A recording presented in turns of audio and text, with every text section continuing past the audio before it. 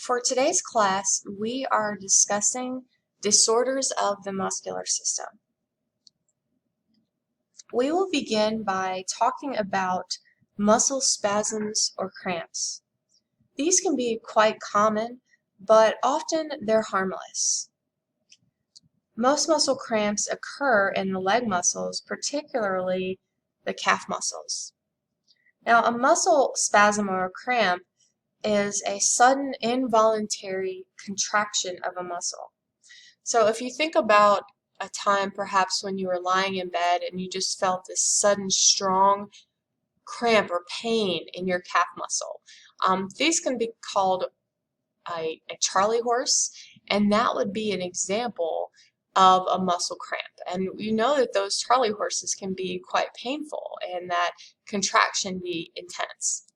But usually with just rest, that feeling of cramping or that muscle spasm is going to resolve on its own.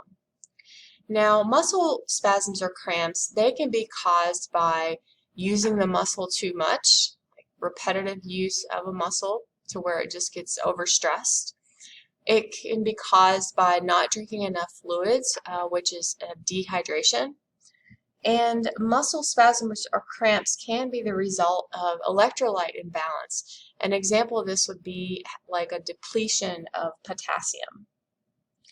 Now, the treatment for resolving muscle spasms or cramps, so again, usually they're going to go away on their own, but practicing good hydration throughout your day by drinking plenty of liquids every day is important. These fluids help your muscles contract and relax and just help keep those muscle cells hydrated. Before doing activity, consider stretching the muscle before and after. That can help to relieve muscle spasms or cramps. Massaging the muscle can help to provide some relief, and perhaps applying ice as well.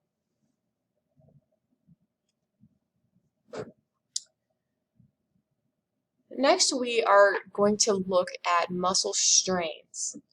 So a muscle strain is an injury to a muscle or a tendon. And remember, the tendon is that fibrous tissue that connects your muscles to bones. And so again, with a strain, there's going to be a muscle tear or damage to that muscle or tendons.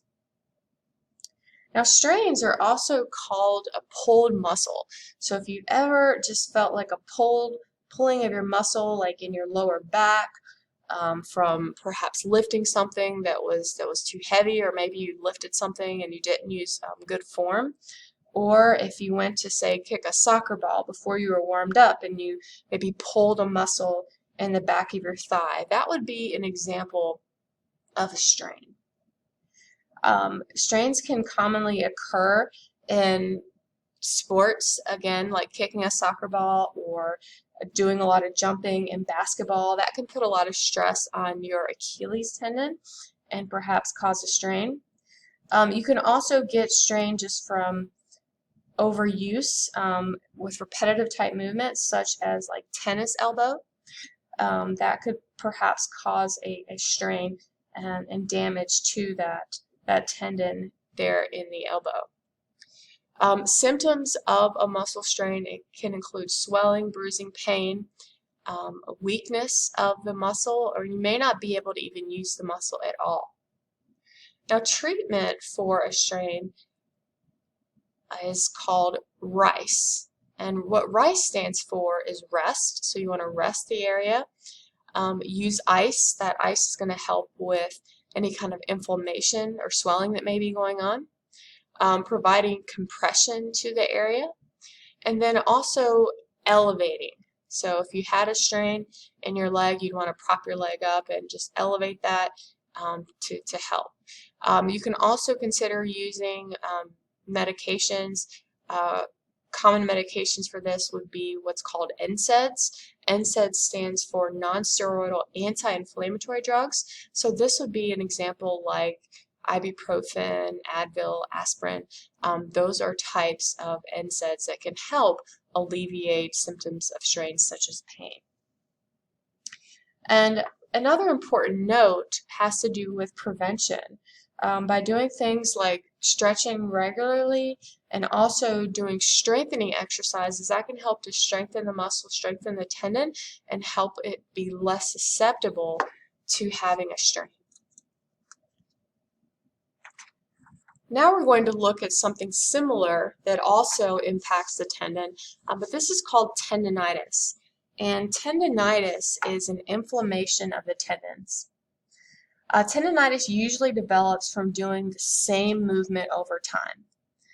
It's most common around your shoulders, elbows, wrists, knees, and heels. An example of tendonitis would be something like tennis elbow or jumper's knee, just an area to where that tendon again becomes inflamed. The symptoms of tendonitis can include like a dull aching pain in the affected area, and this could possibly feel worse at night. A treatment for tendonitis similar to strains would be using the RICE protocol, so rest and ice. Also considering using those NSAIDs, those non-steroidal anti-inflammatory drugs, and a splint or a brace may be necessary as well.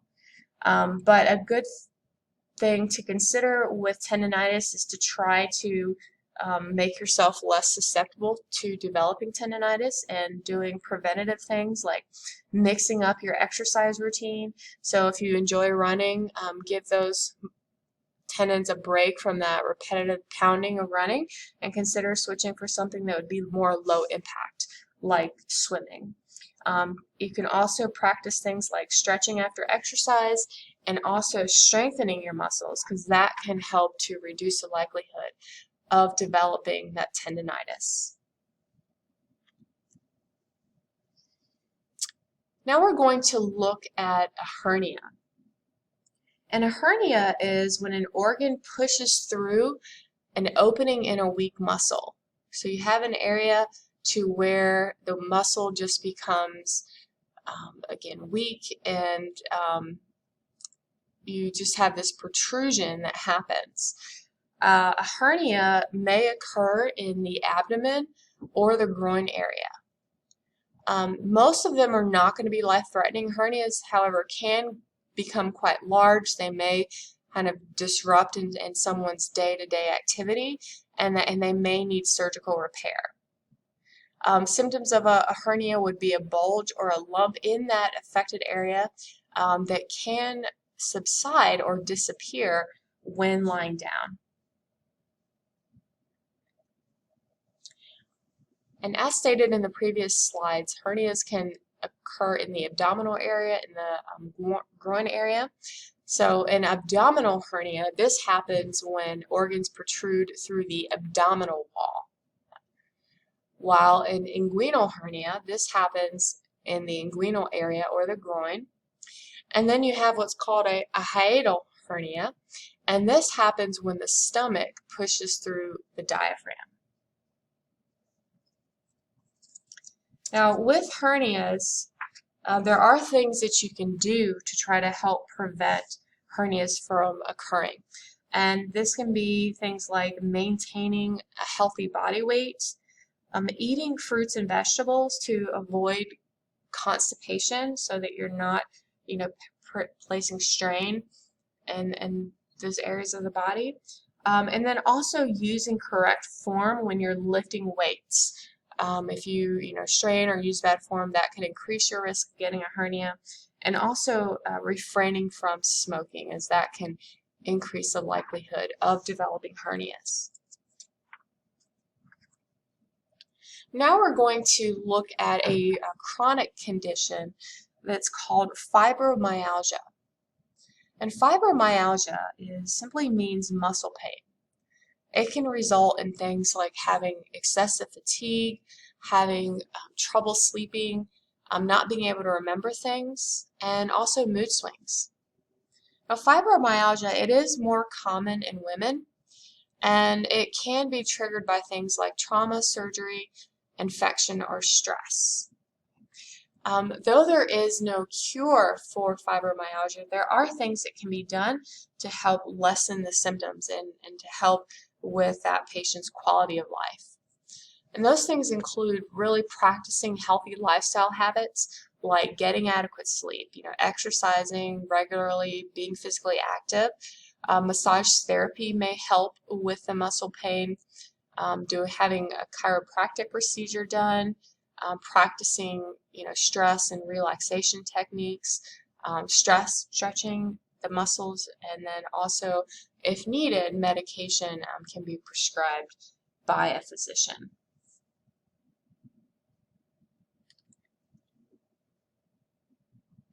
Another chronic disorder of the muscular system is called muscular dystrophy. And with muscular dystrophy, symptoms can include things like falling a lot, having trouble standing when you're from a sitting position, and then also muscle pain and stiffness. Now, the treatment for muscular dystrophy can include things like physical therapy, respiratory therapy, having different types of orthopedic type devices, and also medications.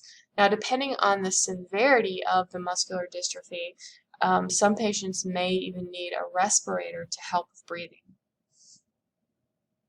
So to better understand muscular dystrophy, it's defined as a group of diseases that cause progressive weakness and loss of muscle mass. Now, the cause of muscular dystrophy can be when certain genes that are involved in making proteins that protect the muscle fibers, they become defective. Now, a common type of muscular dystrophy is called Duchenne's. With Duchenne's muscular dystrophy, this is a severe type of muscular dystrophy. It does primarily affect boys. And with this, individuals may lose the ability to walk between the ages of 9 and 11. Next, we are going to look at tetanus.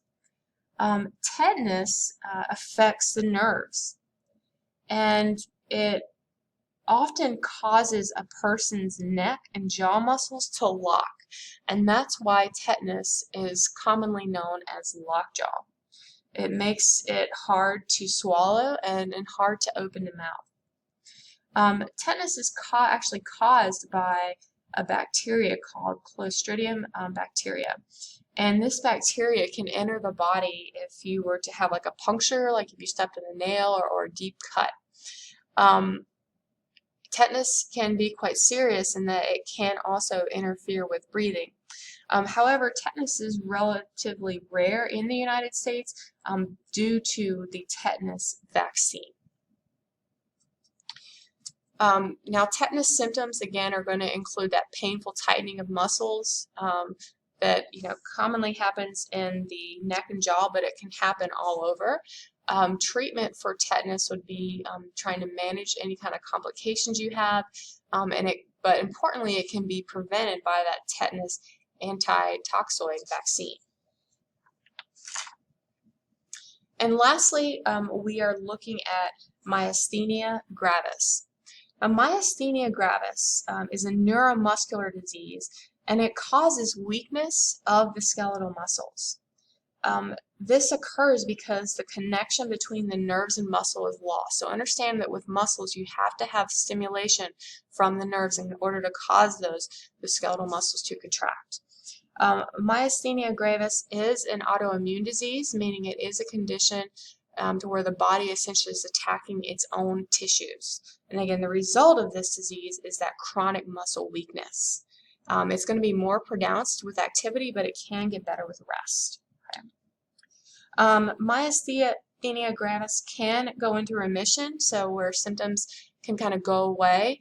But most people need to still be on medication indefinitely because those symptoms can be off and on. Treatment includes rest, medications like cholinesterase inhibitors, and then possible removal of the thyroid gland, as that can cause a disruption between muscles and nerves. And that concludes our discussion of muscular disorders.